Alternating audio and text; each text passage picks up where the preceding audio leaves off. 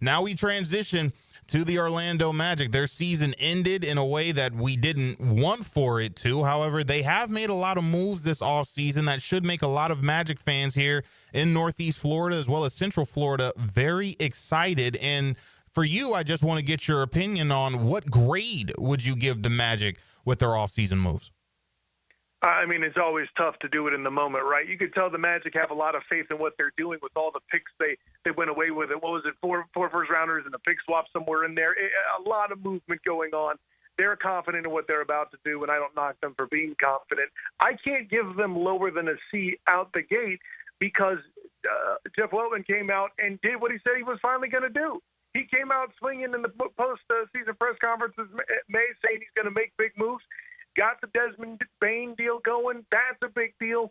And you know, at first, a lot of people thought the Magic might have been giving up too much. But after seeing how many teams are moving, and frankly, by the Magic's hand, I would argue, the Boston Celtics being big in the offseason with all the injuries and such that they've experienced and having to try to recover, take a year to recover from that, and also moving cap money, an excuse for the Tatum injury to kind of move some cap money around, yet still stay competitive.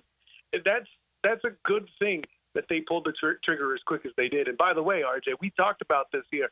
We're talking a bit in the open gym about why the Magic are air quotes to blame for the Boston Celtics getting involved in the offseason and the injuries they dealt with. Right. It was that tough first round playoff portion there that weakened the Celtics to then have to try to face a Tibbs coach team in the Knicks. Now, granted, Tibbs not there anymore, but you're paying back-to-back tough teams like that. No disrespect to the Celtics, but that's a tough go for anybody. Tatum's hurt, Porzingis limited. It's a whole thing, man. So, yeah, the Magic kind of put themselves in the corner getting the Celtics in that office involved potentially. But, yeah, I'm a fan of kind of losing. To give them a grade, for now I'm going to give them a shall we say, cautiously optimistic B. Okay. Just because we got to see how it all goes, man. Kyle Nash joining us here on Open Gym. You spoke about Desmond Bane and what the Magic had to give up in order to acquire him. In your opinion, was the price for acquiring Desmond Bane too much? I don't.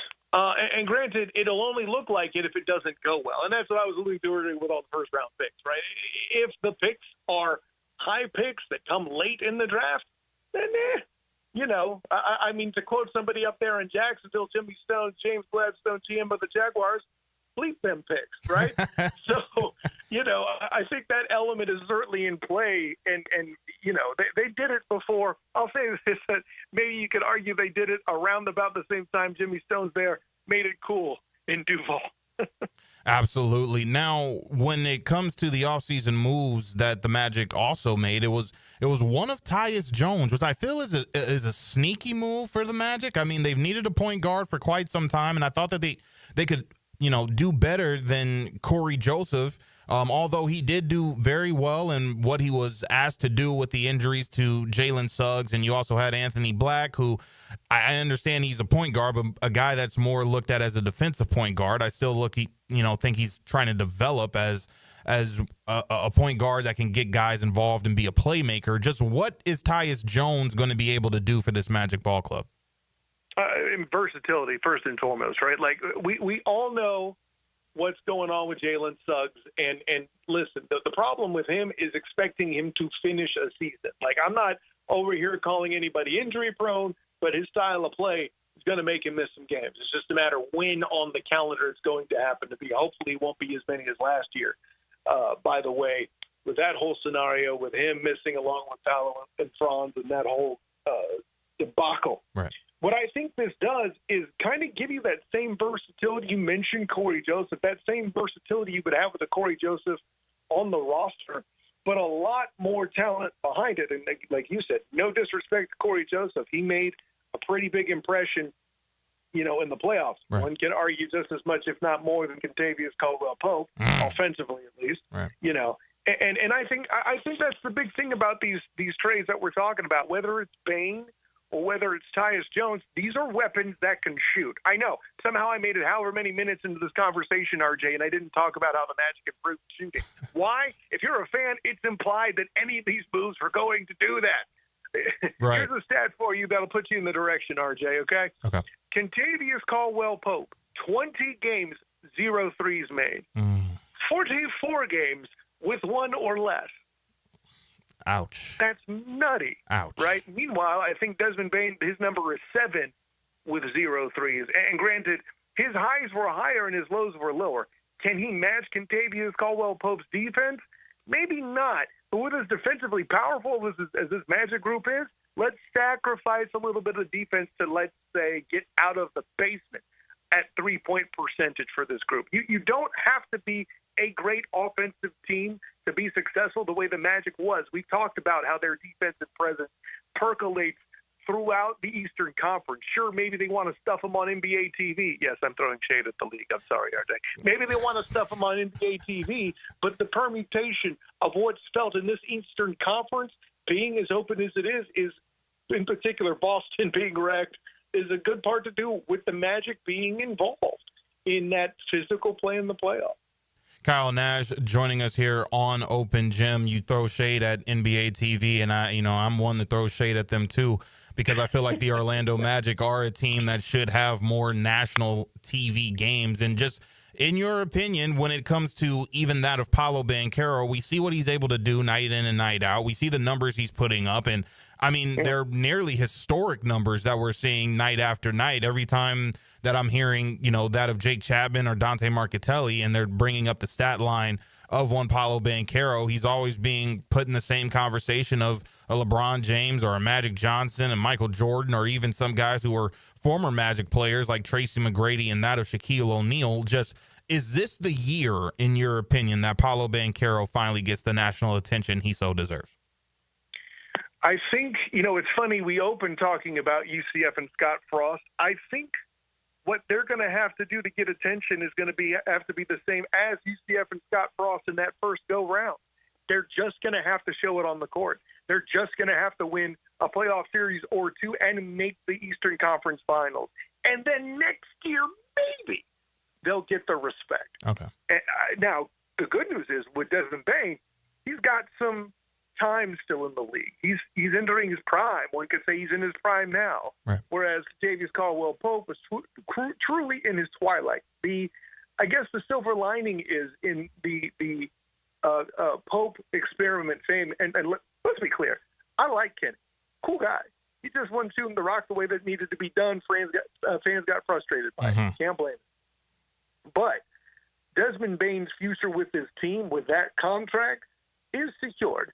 You can make the argument that they have their big three now. And by the way, quietly, I think a big move again involving this guy that's not getting talked about enough, just like his injury didn't get talked about enough last year. The German Hammer himself, Mo Wagner, being back in play, getting retained that other year, is huge. Yes. Especially with Cole Anthony being gone as the spirit of the team. Mo Wagner is enough of a guy who can have that presence spiritually, for lack of a better word, intangibly, if you will. Yeah, that's another Jimmy Stone's word, right, RJ? Intangibly, right? Yes. So having him there on that roster has the potential to keep that spirit up, not to the same extent as Cole Anthony, but having him back in play is going to be great for this group. Now, Mo Wagner also, what I felt was so important when it came to re-signing him, he shot 36% from distance last season, and unfortunately, that was the best three-point shooter on your team last season. I do think it's a bit of a joy and something to look at very closely if you're a Magic fan, that you have now signed 3 guys to your roster that shot over 40% from distance. Desmond Bane, we also heard Kyle Nash talk about Tyus Jones, and you're also bringing in Jace Richardson, who shot 40% from 3 in college. So that should give a lot of relief to guys such as Paolo Banchero, Franz Wagner, and Jalen Suggs. And speaking of Franz Wagner, just wanted to know from you, just how big of a year do you think it could be for him going into this season? The pendulum swings wide on this one, my friend. It can be great or it could be disappointing. And I don't mean that in just, well, that's everybody. No, during the season last year, you could tell that Franz Wagner was playing with his shot. I was talking with our friend Philip Rossman-Reich about this, Locked On Magic, where It's just something he's doing differently with his motion, and it's rare for players to try to fix their shot during the year, but Franz was doing that. I think considering that, overcoming the injury as well, by the way, and having an offseason under his belt now at this point, if that can turn into better performance shooting beyond the arc, the weapon he can be only becomes more dangerous. And then if you start becoming that threat and you can't double Paolo to force him to kick out or whatever, then Paolo's going to work and just completely batter you down low. Right. That's what we call a balanced attack, my friend. That's dangerous in any sport. And listen, hoop is no different with that, brother. Final couple of moments with Kyle Nash of the Black and Gold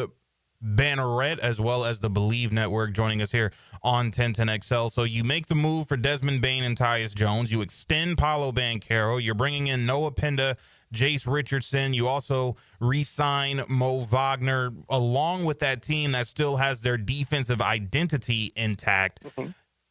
With this Eastern Conference looking as wide open as we've seen it in quite some time, did the Magic do enough to push through and possibly make it to the NBA Finals this year?